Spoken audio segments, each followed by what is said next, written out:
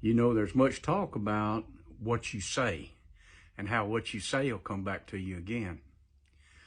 I was doing prayer meetings out of town, and for a couple of years, we were doing really great. People were coming in, white, black, Mexican, men, women, children, big, little. We had ministers come in from Methodist churches, Baptist churches, Pentecostal churches, charismatic churches. It was amazing. I mean, it was just a great home prayer meeting. Well, during this process, we had won several souls, cast out some devils, and seen some miracles happen. All of a sudden, one day, while I was over there going to have a meeting, the lady of the house came to me and she said, "You know, I just don't believe devils are real." I said, "Whoa, whoa, whoa. You cast devils out of the house here. Where did you learn that?" And she said, "Well, my pastor said that." And she went to a Methodist church. And I said, "Now, I know you know better than that. I know you know there's demons. You've cast devils out of people and they've come out and you've seen it with your own eyes and you've experienced the whole thing.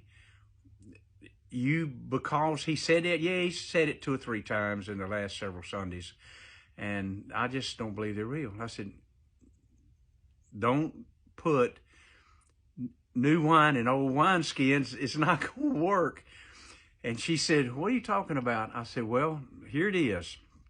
Be careful what you hear, for with measure you met, it shall be met unto you again." In other words, if you listen to something that's not accurate, it's going to get worse in you and you're going to be not as good and effective and powerful as you used to be. And I said, it's already happening.